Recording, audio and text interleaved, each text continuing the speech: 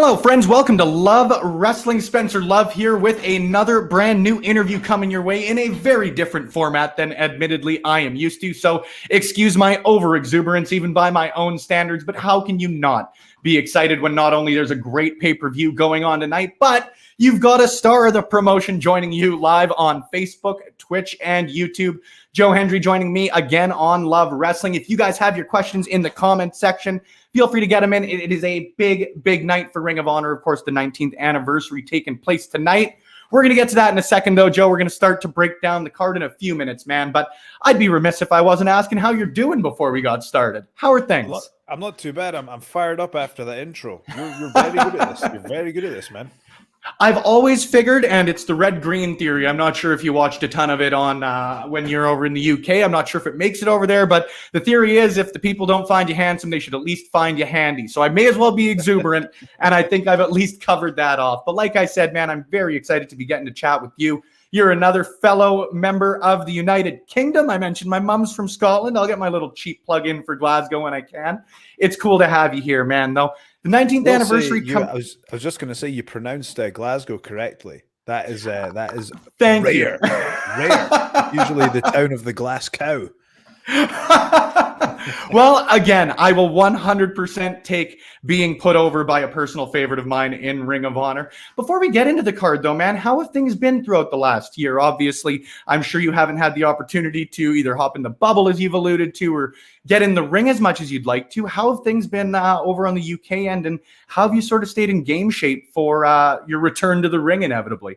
It's been a crazy year. It's just my life is just, and everyone's life is just, it's just nuts, isn't it? Like, who would have thought a year ago that the world would be in a situation that it is now? I don't know if you find this, but I'll be watching TV and I'll be seeing people who are holding hands or close to each other, and you're like, oh, don't do that. They're and you're thinking, God, our brains are now conditioned to think that way, But we're in a different world now. I've put on about 70 pounds since. Holy expletive deleted. So I've put on a lot of mass. My strength is just going through the roof. Like before this all happened, I was doing the double fall away where I would fall away slam two people at the same time. Mm-hmm. So I've done that on Vincent and Bateman, for example, which you're talking, they're well some mass each. Yeah, you're getting to 450 pounds plus there. So I'm excited to see what kind of stuff I can do. I've really been taking a step back, and I just feel like, for me personally, I feel like my, I know what I do well. Like, I feel like my promos and my entrances and charisma has never been in question, and I feel like I've always been a solid worker. And now, though, the question is, can I have 4- and 5-star matches, which is something that I think that people would not expect from me, being seen as more of a character wrestler. But now, moving forward, I want to come back to wrestling as a big guy and go, you know what, that is, I want to put all my eggs in the basket of wrestling. And being in Ring of Honor, we're going in this sports direction with the product. Yeah. And I think that's a huge challenge for me, because I'm going to have to put, I'm still going to be doing the promos, still going to be doing the entrances, but the focal point is going to be what's going on bell to bell. So that's the big challenge for me. So I thought to myself, what can I do differently from everybody else? And it was actually, it was Carrie Silken who came up to me at a show, and he said, the reaction that you're getting for that double fallaway slam is awesome. You should make more of that. So, and actually I was backstage at a show, and I was chatting to Caprice Coleman, one of my favorite people in Ring of Honor. And one of his kids came up and said, you're the guy that lifts 2 people. And then the light bulb just went off, and it's like, it can be something that simple. That's how people see wrestling. It's like, okay, I'll be the guy on the card that lifts 2 people. So now I'm steering into that, and I'm going to come back to wrestling. And I've had many conversations with Jonathan Gresham, and he helped me to understand the type of wrestler that I should be. He was saying, it's like you almost have, I don't know if you remember the video games where you'd have different styles. It's like you almost have to think about it like that. So now I need to become a power with a little bit of technical. So it's big power, a little bit of technical. So when I come back, I need to be thinking, what would Goldberg do in this situation? What would, I need to start thinking about what would these bigger explosive guys do in this situation. So when I come back, I've really been working on explosive strength, and right now I've started working with a physio team here in Scotland, which is a big financial investment for me, but it'll be worth it. And what we're doing is we're testing my power in lots of different situations, and I'm getting physio and basically building up the supporting muscles to increase my lifts even more. So I really want to get some crazy lifts in, and I want to come back and people are like, this is a totally different guy. So I'm excited for the challenge. Mentally tough though. I will warn you, asking me questions, you'll get an extremely long answer. So apologies. Hey man, any podcast I listened to that you were on and have actually hosted, which we'll get into here in a couple of seconds, you're a good guest for the fact that I don't have to ask a lot of questions because I get a good answer. But of course, friends, if you guys are watching along with us on Twitch, Facebook, or YouTube, get your questions in. Joe Hendry is here to break down the ROH 19th anniversary card and shoot the breeze to, again, let's keep the expletives out of it. It's 10 a.m. here in Alberta. We've got to keep the children's audience good to go. But you raised a really interesting point there, and one that I wanted to touch on is you said earlier, people do recognize you, and rightfully so, as a very good character wrestler and someone who's very character-based. Do you ever feel that, maybe you're underrated, though, as a professional wrestler, or maybe because you're so good and have gravitated, I guess, towards that side of things so much, people do just say, not a shot, but, oh, Joe's just a character worker, whereas I think that's just not the case. 100%. I'm way better than people think I am. Here's the thing. But never ask the wrestler. Every wrestler thinks they should be world champion. But I believe that I have what it takes to take any company to the next level. And all I need to do is just put in the work and get there. I mean, the thing is, when I was let's take when I was in What Culture, for an example. I was in the Prestige doing I was WCPW champion, which was the biggest promotion in Europe, arguably the biggest indie in the world at one point, and I was the champion for some time. And the thing is, if you're the bad guy, is it the right thing to do? If you're working with a good guy and it's your turn to get some offense in, are you going to hit an enziguri, or are you going to just poke him in the eyes? And I chose the latter. And unfortunately, I think being a true bad guy, bar a few exceptions, is really a thankless job in the industry. So it's like, I think people don't really understand sometimes why you're making the choices that you're making in the ring.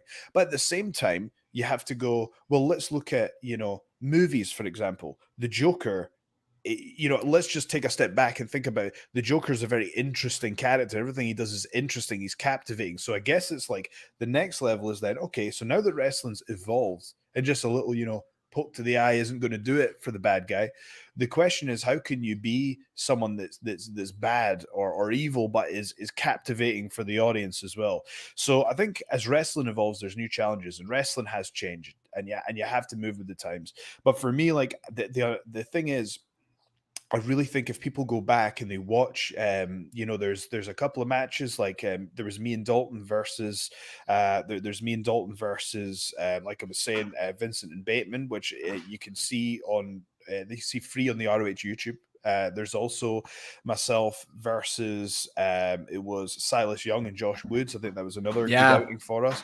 I think if people watch that stuff, I really do feel that I improved so much and kind of adapted to a faster paced style when I got to Ring of Honor, where I really did try to focus on that side of things. But I think it was so unfortunate because the day that it all happened, we got on a plane to go to, me and the Haskins got on a plane to Las Vegas. And when we got on the plane, everything was just as is. When the plane landed, shows had been cancelled. And that day, me and Dalton were scheduled to be facing the Briscoes, which I believe was like kind of a number one contendership sort of unofficially status match. And I really think that would have been a breakout match for us. So that was a tough one. But I'm ready to. I think it's how you take these things. Like for me, it's so hard sometimes because the haters do get to you. You know, everyone says Oh that yeah. you shouldn't, but they do. And it's, why do we do that? That you know, I'm on my Twitter here and I'll have 5 positive comments, but the one negative one gets to you. And it's like, Yep. you actually have to try and turn it into a challenge and go, well, why do people think this? Or why do people say this? Is there any truth in it? Is there not? Like, people used to say I had a bad physique, you know? So Mhm. I just thought, you know what? I'll show you guys. I'll show you who's got a bad physique, you know? And Yeah. then I I'm just gonna feel, put on 70 pounds of muscle in a pandemic. yeah, that's what you've got to do. You've got to Yeah. face, you cannot shy away from your criticisms. At the same time, you cannot please everyone. So if you try Mhm. and please everyone, you become very boring, and everybody likes you, but no one loves you. And to Yeah. hell with that. You got to stand for something, you know? And if you're going to stand for Absolutely. something, a portion of the audience are not going to like what you do. Steer into who you are, and that's exactly what I plan to do. I absolutely love it, man. And you talk about positive comments, you talk about people supporting you. A guy with a great name, or an individual, I should say, with a great name, Boneless Pizza 5. Joe Hendry is the GOAT. I I have to quite say, appreciate that. yeah, hey, who wants bones in their pizza? You know, I like Yeah, unlike boneless wings are just chicken nuggets. A it. Yeah, bone-in pizza sounds like about the worst thing of all time. yeah. Yazitude hopping in as well. Hi, Joe. I hope you have been well. I also That's hope you've been well. that's is that Alicia's dad? Yeah, I I believe recognize that so. name. We've never interacted, but always, always, always is super supportive of anything she's doing. Anytime you tag her in a tweet, they're retweeting it, and it is absolutely awesome. Support Yeah, good people in pro wrestling. I've known Alicia and Yaz for a long time. When I started wrestling in Smash Wrestling, and Yeah. I remember myself and Yaz chatted at which it was just this beautiful venue in Toronto, and it was just like, you know, we're into quite a lot of the same music, so you know, some time passed there, good memories from at Smash in Canada, awesome promotion. Hmm. Yeah, I loved the interviews you did with her too, because the first one you guys did was a very, straight up conversational like we're having. And then the second yeah. one you literally started with, okay, I'm going to nip this in the bud right now. It's been awesome to sort of watch and listen along with the evolution, I guess, of Joe Hendry. Where do you feel you've improved the most in your almost 7, 8 years, I guess, now as a professional wrestler by this point? Oh man, that's a really tough one to answer. It's weird. Every time I look back, I think to myself, you know, I'm just it's hard. It's hard to answer that question because see, when I got into the business, I kid you not, I walked in a suit and tie in my you know, to my first training session, and I was like, okay, I want to get a tryout this year. And I'd never, Yeah. you know, I'd never had a training session before, and everyone's like, who the hell is this guy? But I did it. I did do it. I had this stupid overconfidence. But this is the thing, that overconfidence tends to it tends to manifest, you know. So I Mhm. think that in some ways I've had to humble up in some ways and realize that, you know, wrestling is changing, and this is how, you know, I've now been a year off in the pandemic. I'm going to have to be playing catch up. I'm going to have to really reinvent what I'm doing because everybody's killing it right now in Ring of Honor, and I'm going to have to come back Yep. with a bang. There's no way in hell I'm going to get left behind. There's no way when I come back I need to come back with a bang. So you got to humble up and go, where do I need to make these improvements? How can I make some changes? But also, you can't take it too far. You've got to go, Mhm. there's a reason why in here you believe that you can be the world champion. You have to Yeah. remember that. And when you're stuck indoors, like in Scotland, we're in lockdown right now. We're not allowed to see Oh, people. still. We're not allowed to do things. So it's like you miss those little social interactions with people. And so you start to overthink things, and it's just like it's rough. So you know, I can empathize with anybody that's kind of struggling with lockdown right now. For me, I think how I've probably improved is that's a really tough question. That is a really tough question.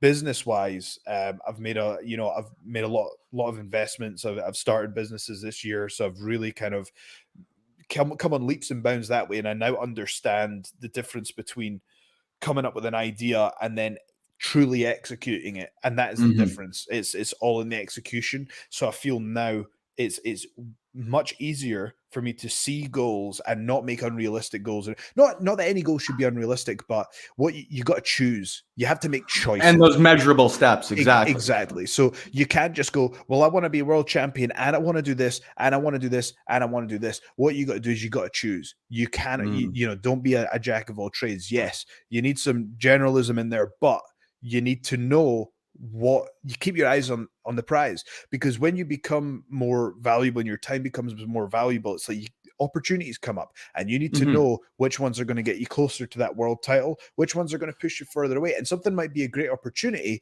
but it's not in the plan for you. And that's kind of, I will say, it's focus is what I've learned, I think.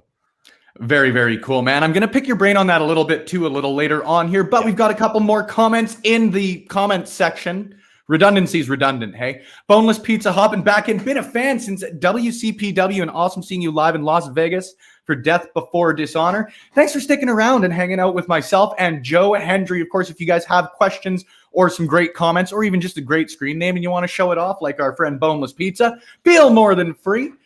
We've also got Watt Smith hopping in here. I've enjoyed listening to your song parodies over and over on YouTube. They are very entertaining. I can certainly vouch for that one as well.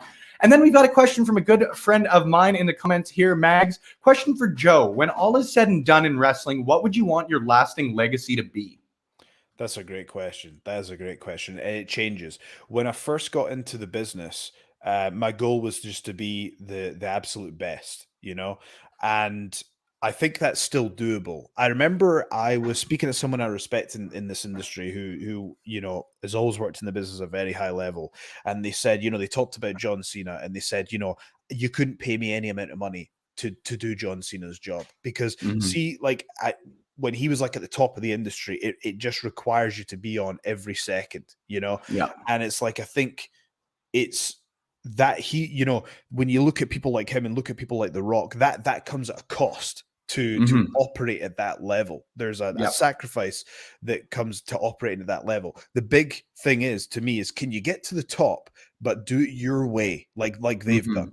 Do it in a way where you can have time for family, you can have time for these other projects like these guys have done. That's to me, that's what the legacy would be. To come in and, you know, here's the thing for me, when I was doing the entrances and stuff like that, and even like in, you know, Ring of Honor, when I've made, you know, when me and Dalton are doing promos and matches, and even when I was just talking about the double follow me there, what you're trying to do is you're trying to entertain people. And when I look at all the viral videos I've had, the ones that don't work are the ones that I make and go, I would like to get X amount of hits for this. The one that went on to become viral are the ones that I've gone, oh, the audience will laugh at this bit. They'll laugh at this bit. They'll laugh at this bit. So when I make a video, I'm thinking about the live reaction and I can visualize it. And I find anytime I can visualize something happening, it tends to manifest itself. Like if I can't see it, if I can't see the path to victory, it doesn't tend to happen. Like for me, when I did the Commonwealth Games, I just couldn't get it in my head that I was going to win a medal. I got it in my goal was to get there. My goal was to become, you know, I was a 2-time national champion at age, you know, I started at 27, you know, so to me, that was like the big crazy goal, but I couldn't manifest it in my head that I was going to win a medal. So it just didn't happen. But there's been crazy things where I have manifested it. And we'll maybe come on to this later, but like getting a match with Kurt Angle, I had it in my head that it was going to happen. And it did, you know? And so for example, when I'm coming up with an entrance, I'm thinking about, right, okay, I'm going to walk out and then they're going to see me. So the camera is going to be on me. And then what's going to happen is we're going to need to cut to the video. And then joke A is going to happen. The audience is going to need 3 or 4 seconds to react. They're going to get a reaction shot of the opponent. So therefore I know it's 8 seconds later, the next joke has to come in. People don't understand. It's just such a unique style of comedy. And so when I would do that, particularly in ICW, what I would do is I would do these entrances, but then I would send Adam, who's editing everything, time cues for where to cut to, you know, and he put his own flair on it as well. So it was a really very cool collaborative process. But yeah, it's for me, it's like anything I put the time and the work into and I can visualize in my head tends to do well. When the intention is to entertain, things are great. And that's what I want to do. I want to entertain people. And being the biggest isn't necessarily being the best. To me, I want to be the best. I want people to go, he was the best. You know, hell, he's good. All right. Hey, I was just going to say one thing. That's not putting myself over to. That's not me saying where I'm at now. That's saying where I want to get to. That's the goal. Well, fair enough. I'll be the one to put you over here and say, I think you're a hell of a professional wrestler. Fine by me. We've got a couple more comments. There's one from an individual named Tactical Hot Dog, who I did not see your question if you asked it earlier in the show. So if you want to throw it back in the comments, we will get to it. And then I want to touch on this one from Watt Smith, who came up with the nickname The Local Hero. So, the local hero nickname actually on my Wikipedia, it used to say something about like, oh, it's from the film Local Hero, which isn't the case. My character is basically in ICW was a failed musician, and my idea was no one could be a better portray a failed musician better than me because I was one for 10 years. And it Yeah. was actually I used to be such an arrogant person. And I say arrogant because I used to make grand claims about myself before I got into wrestling about what I was doing in music when none of it was really true. It was just in Mhm. here. Whereas it's like you reach an age where you're like, okay, I actually got to start backing this up if I'm going to be putting myself over. So back then, it was a way of laughing at myself and how I used to be, Yeah. because there was a Kerrang magazine had a section called Local Heroes, and whenever I would describe the music I was making or anything like that, I'd be putting myself over as if we were just the greatest things in sliced bread.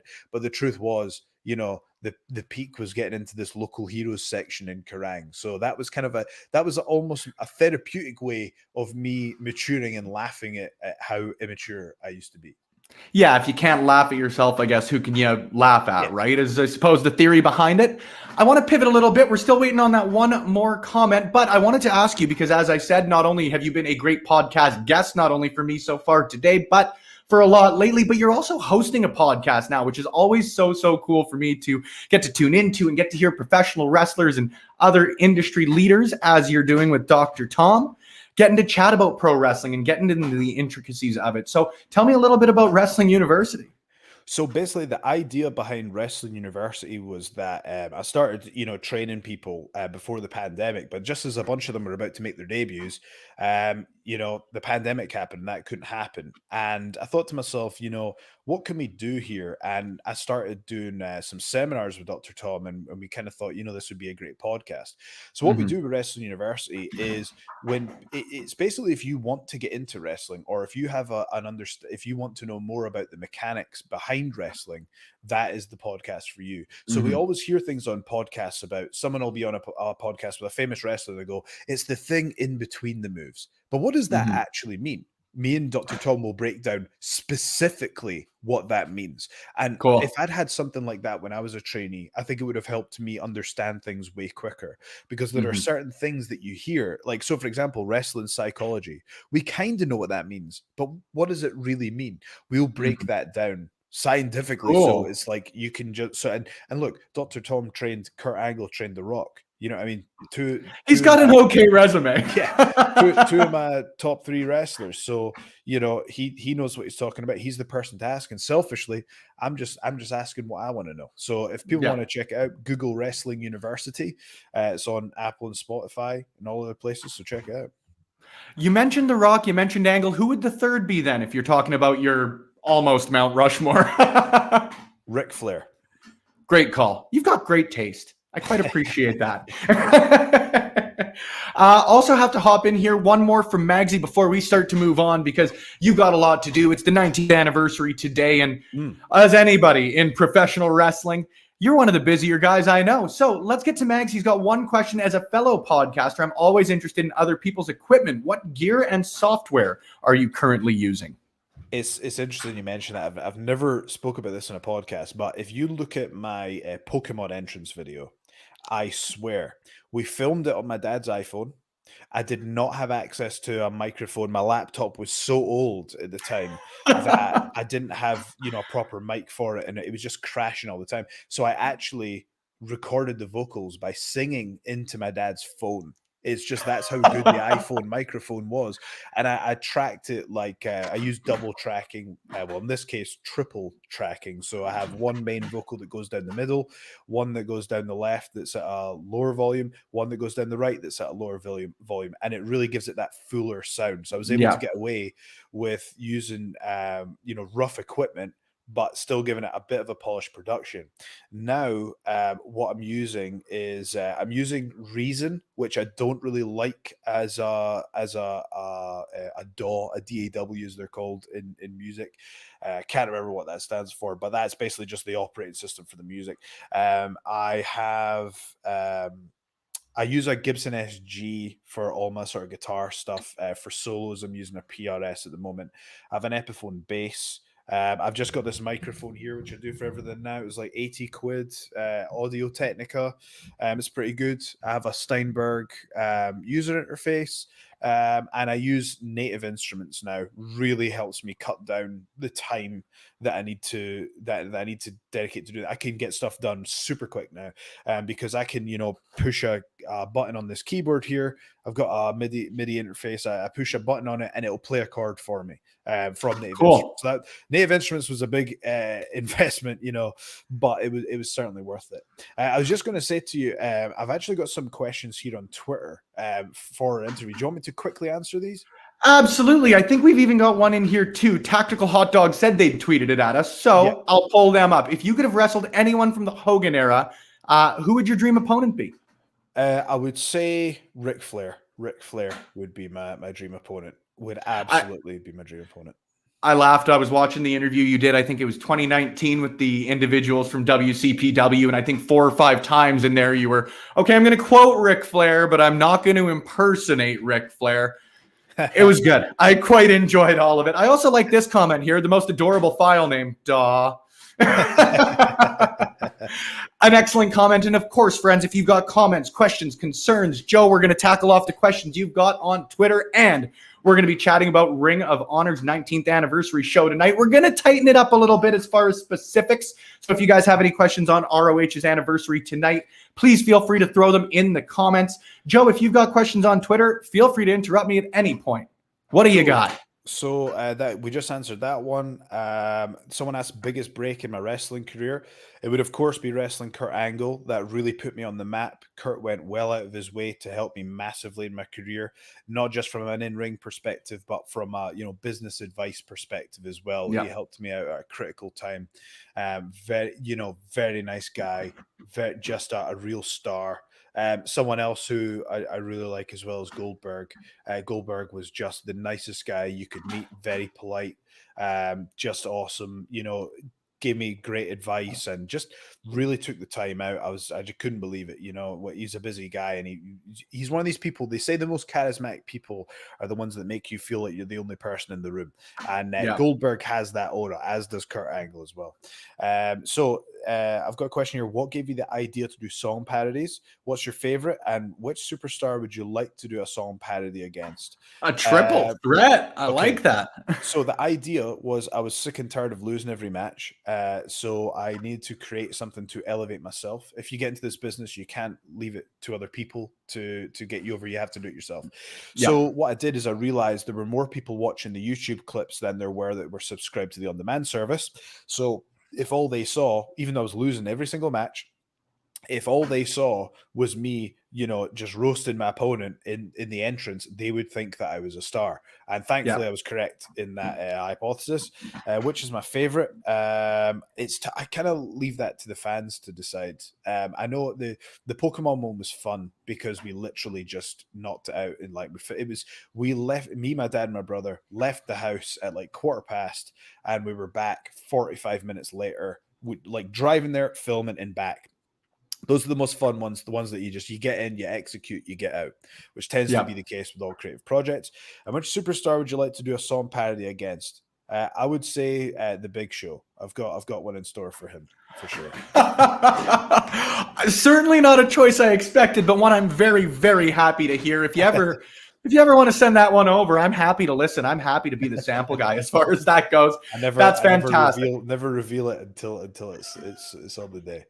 I love it, Joe. And of course, if you guys have questions, I keep saying it, but you guys are offering up some great ones in the comment section. So keep them coming. But like I said, we're going to tighten it up a little bit right now. We're going to talk about the ROH 19th anniversary show going on tonight because it's just a fantastic card in any circumstance. But, I think we've always mentioned that it's a little bit of a difficult circumstance right now with this whole pandemic thing that you guys may have heard of out there. ROH has done a fantastic job of building the card and just taking care of their stars from everything I've heard. So maybe just give me a little bit of your thoughts on the card itself, but even just take the opportunity to put over Ring of Honor and how good they've been to you guys through the time. Yeah, well, first of all, with regards to that, it's been incredible. I just can't even think where I'd be right now without the support of Ring of Honor, because they've taken a stance that, like, we're not getting rid of anybody, we're supporting all the wrestlers, and I've been paid as normal, like as my contract dictates, and I haven't been able to get there. So the generosity there, they have no obligation to do that. So the generosity is awesome, but also that tells me they've got faith in me, and they want to. That's a huge investment in me, and that is that's loyalty right there that will be reciprocated. So couldn't be more thankful for how Ring of Honor have been during this pandemic. Also, they allow me to do this show called Technique Tuesdays, where I will, a little different from Wrestling University. What Technique Tuesdays is I will watch the previous show. We'll do like a kind of a recap of the previous show, whether it's the pay-per-view or the TV show.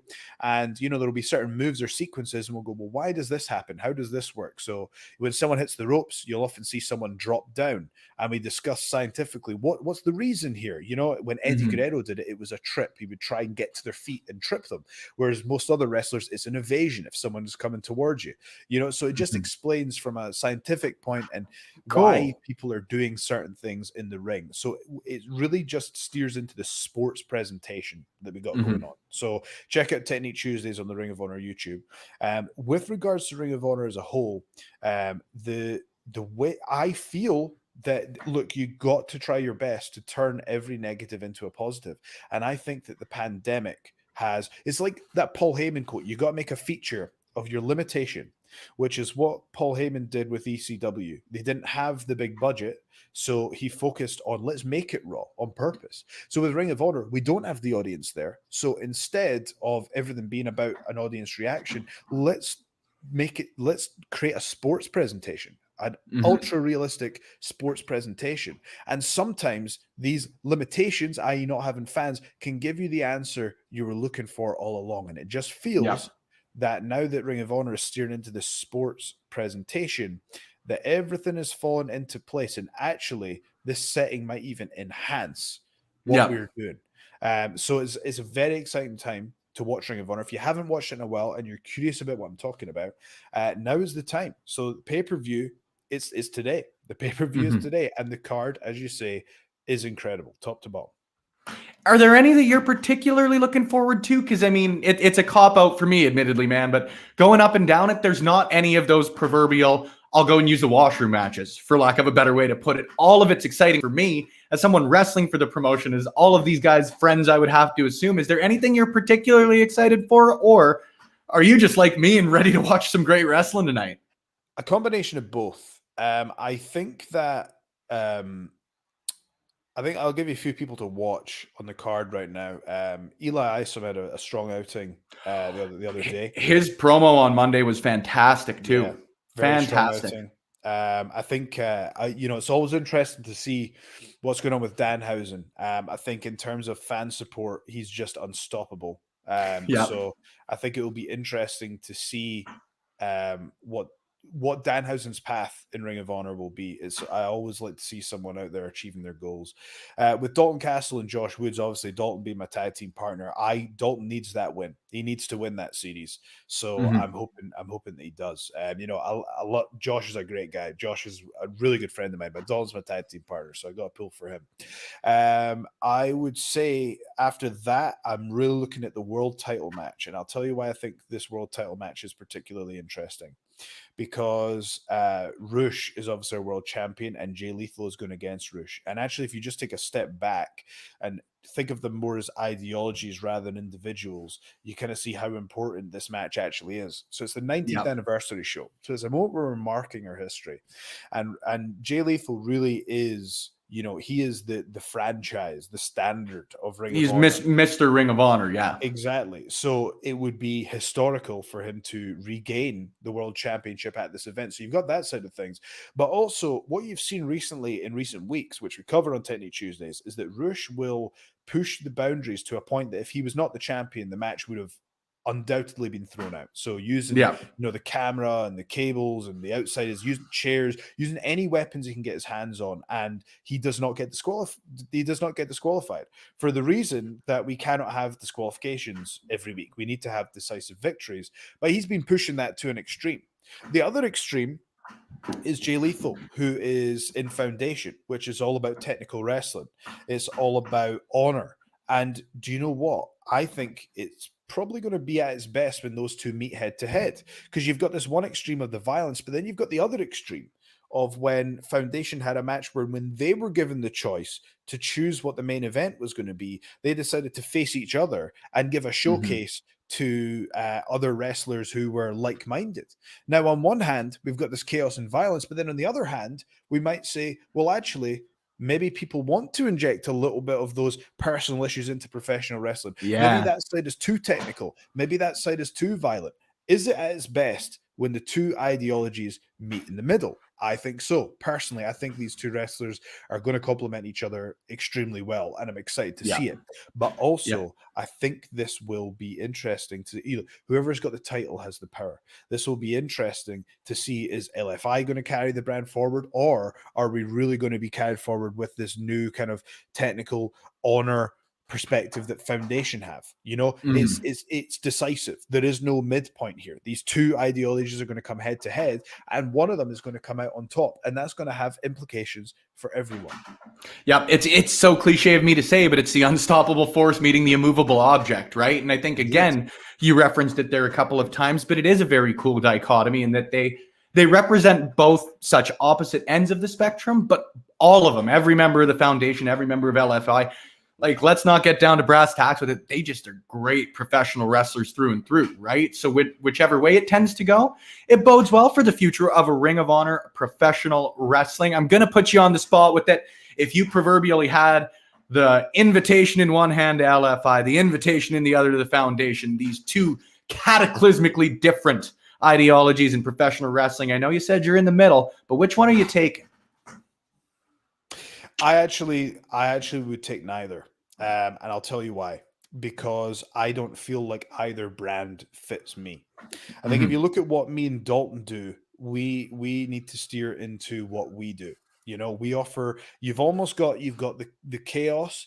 You've got the violence. You've got the technical wrestling. Don't get me wrong. This is the thing.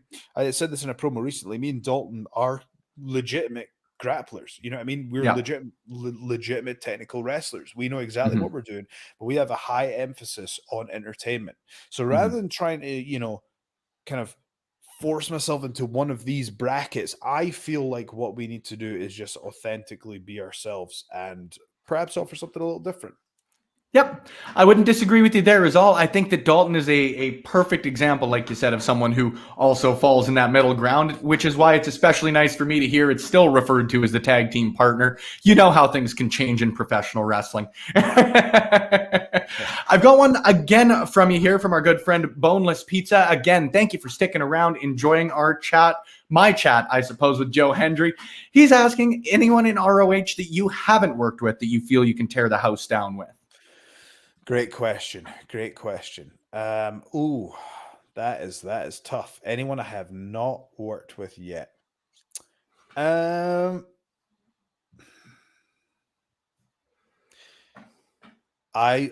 genuinely, I would have to say that I think EC3 for sure. I think that if me and EC3 go head to head, I think there's going to be a real entertainment value, because you know EC3 is at the top of the card. He's, you know, in just about the best shape anyone could possibly be in, and he's very confident, and he's very he is very certain on what he wants to do, and so am I. And I think sometimes when you get these big personalities and these people who have an aura to them, I think there's interesting results, because you need to have someone with the courage that is going to stand toe to toe with that person and go, no, I am going to bring it to you verbally like no one has before, with no fear. And I've done it before. You know what I mean? I roasted Eli Drake without thinking about it twice. So, you know, no problem to me. That you did. I think, yeah. And so, you know, not a peep from him in response. So, you know, make of that what you will. But I think me and EC3 could have some real fire on the microphone. I think it could be heated, and I think it would be that violence as well. The thing I like about EC3 is, if you watch the 4-way they had the other week, he has his unique style in Ring of Honor right now, which if you put him in there, what he does is he does that ruthless execution of the basics. So Mhm. the moves that he would do, it would be a hard buckle, for example, but he threw everything into it. So he had a very unique presentation in that matchup. And also, look, selfishly, he's got brand value. So if I could pick someone on the roster, I'd say him. Another one is Danhausen as well. Yeah. Like, because this is the thing, Danhausen is so over right now. I think people are afraid to tread on his toes a little bit.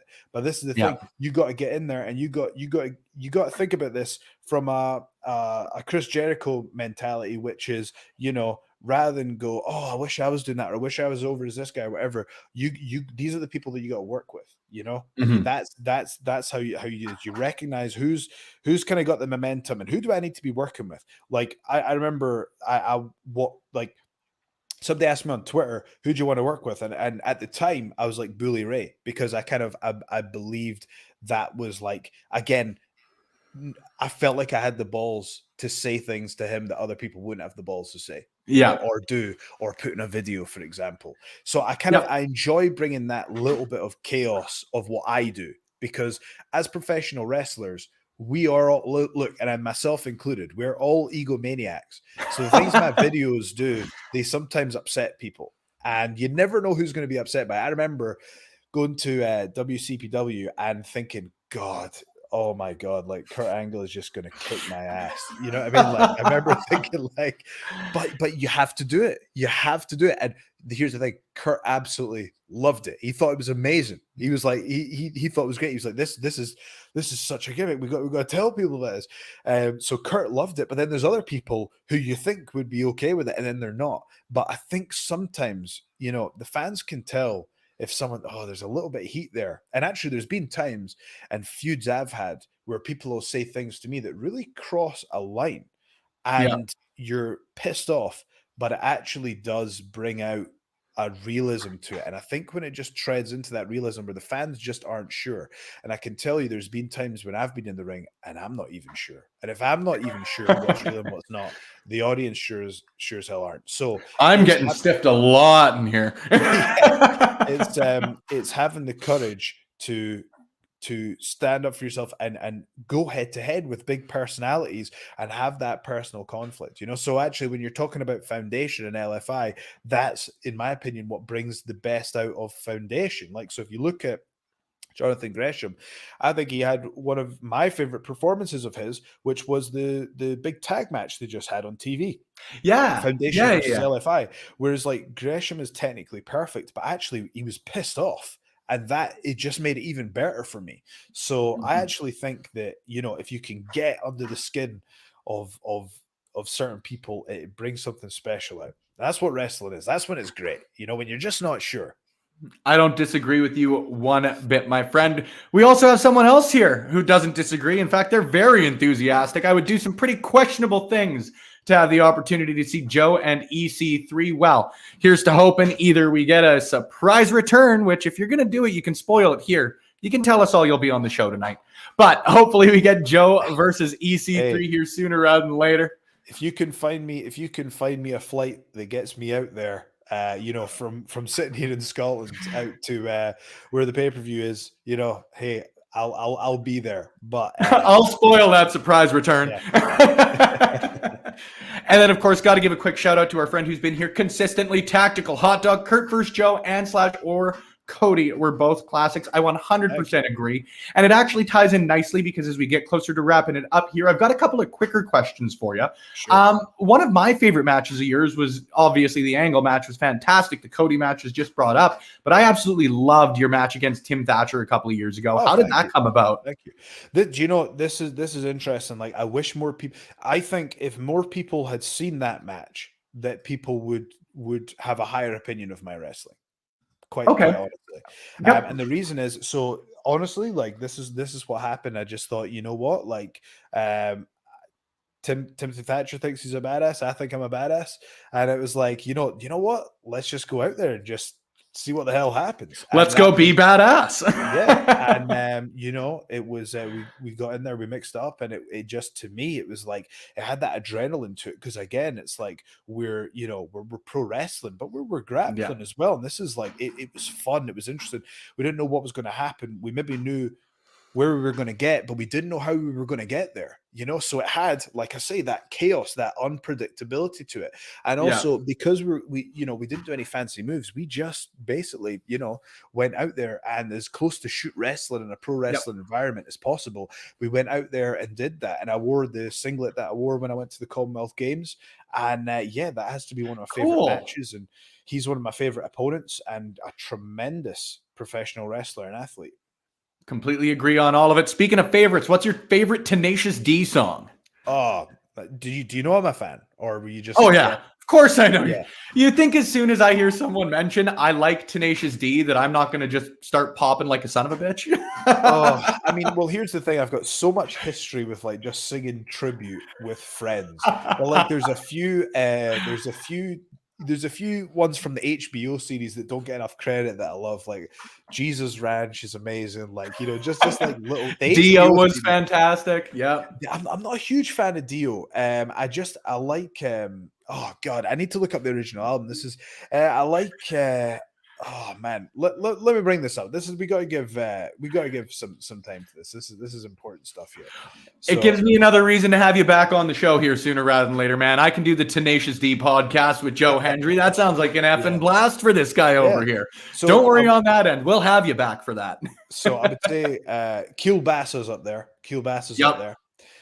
Obviously, you've got to pick tribute. I hate picking the one that's like the obvious one, but yeah, that's pretty awesome. And I like Lee. I like Lee. Good call. I like the HBO series version of Lee. I like the older Raw ones. They're so funny. It's so almost like the demo sounding ones. Yeah, it's so much better than the movie. I agree. I've got a soft spot for the Pick of Destiny, but I can't say that Rise of the Phoenix was all that fantastic in my opinion, but I'm neither here nor there. They're making millions of dollars for doing it, and I'm not. So what right do I have? Of course, we've got to throw the shout out for Lee lyrics. But there's another Lee one where it's like, I hate to interrupt the thing that Lee was singing about him and KG special thing. What do you think this is? Tenacious D 3D. Oh no. 1 and 1 is 3. On rare occasion lies Triple D. KGJB and me. That's my favorite one. It was absolutely beautiful, my friend. I absolutely loved it. I admittedly say this last fan comment with no context behind it. I'm trusting them because they've hopped in a couple of times. Can I be cheeky and ask Joe to check his phone? I do apologize, as again, I got no context on this. Check my phone. Okay. Yes. Okay, I've got a text from my girlfriend. Okay, that's not her username. Check my phone. What am I checking my phone for? The Twitter box, they say, but what? I couldn't tell you. Couldn't tell you. Oh, Tactical Hot Dog was that? Yes. Oh, okay. They're asking from a purely aesthetic standpoint. What's your top looker of any of the current Fed's belts? Okay. That's a good one. Ooh, tough question. Right now, I like the pure title for Ring of Honor, because in my opinion, everything in pro wrestling changes, but the titles, I love it when they stay the same, because the titles should be the history. And to me, that's what the pure championship embodies for me. Mm-hmm. Best of all time, big gold belt, without question. Oh, yeah. Has to be either big gold or the winged eagle. I don't find many arguments outside of those two spheres all that often. That's an interesting viewpoint, but it's incorrect. It's the big gold. While I respect your right to say it, I'll disagree to the death with what you're saying. Fair. Of course, I have to ask, if we're talking about championships again, they're just tying this in nicely for me. Did you ever end up getting the custom championship made? Because I'm certain that you ended up becoming Ring of Honor's top merchandise seller. I did for, I think it was a couple of months. There we go. Yeah, I think, do you know what? I should really get a title made that's like top merch seller for September, and it should say like for September on the belt. I was going to say, get it on like the nameplate so it's in very small letters. Do you know what? I might actually do that. That's what I would do. That's the exact type of thing I would do. Like Danhausen, he likes to talk about he sells this merch and that merch. Well, guess what? Where were you September? I was. Beautifully put. That's my next. Beautifully put. I will co-sign on the need for that championship belt to be made, and I will support the ever-loving hell out of it when it does. Joe, it's been an absolute pleasure, and I can't thank you enough for not only hopping on, but hopping on for a live chat today. Like I said, it was a bit of an improvisation on my end, so I appreciate your flexibility, and I genuinely can't tell you how much I appreciate the time today. I'm going to ask you to close with two things. Number one, of course, you're great with your social media. You're great on Twitch, and I want people to follow you there, so if you can give your social media, but give us your 1-minute elevator pitch. You've done a great job of it so far, but your 1-minute elevator pitch on why people should be tuning into the 19th anniversary show tonight. Okay, 1-minute elevator pitch for why we should be tuning. We'll get the social handles out of the way. Like it's at Joe Hendry on Twitter and Instagram. Follow me on TikTok. I sometimes do stuff there. I got a YouTube channel. It's /Joe Hendry. Like you say, same again with Twitch as well. So with regards to the 19th anniversary show, here's why you should watch. One thing that I noticed when I was at Ring of Honor is the show quality was just, it was insane. And I was thinking, God, we just need to get more people to see this. But now I think I'm looking at it and I'm like, this to me is the time. This is the chance. I think in the same way that I was saying that I think Mean Dalton versus the Briscoes was going to be a breakout match for us. I feel looking at this card, this is very much a breakout card to throw Ring of Honor right back to the top, because I look at it and it has everything that you would want from a card. It has the star power. We've got big names. You've got a variety of match types. All the titles are on the line, but you've got that variety as well. We've got an unsanctioned match between Taven and Vincent. You've got all the way to Pure Rules for the Pure title with Dak Draper taking on the champion Jonathan Gresham. But for me, I think it's the quality. It is the quality, and I think this is the culmination of so much work over the last few months. And we look at certain wrestling presentations, and trust me, this is one that thrives without the audience. So if you want to see audience a wrestling product without the audience in a way that it enhances the action, check this out. If you haven't seen Ring of Honor for a long time, you will not be disappointed. You will see the roots of Ring of Honor in here with that modern star power, and I think this is going to be a big boost in momentum for the company, getting it nice and ready for when I come back and start whipping everybody for the titles. There you go. I was going to say, and if you weren't going to put yourself over, I was going to put you over for the comeback and the inevitable title runs, whichever you choose to go after. I'm excited for it, man, as I'm excited to have you back on the show again sooner rather than later. Thanks once again to you, Mr. Hendry. Thanks once again to you, everybody who tuned in the comments section, whether you offered them up, whether you just tuned in to find out a little bit more about a great pay-per-view card or a great individual in professional wrestling. It is always appreciated when you take the time to give us your viewing hour. Thanks once again, friends. I have been Spencer Love. This has been Joe Hendry. Let's put the guest over last before I sign off. Thanks once again. Thanks for having me.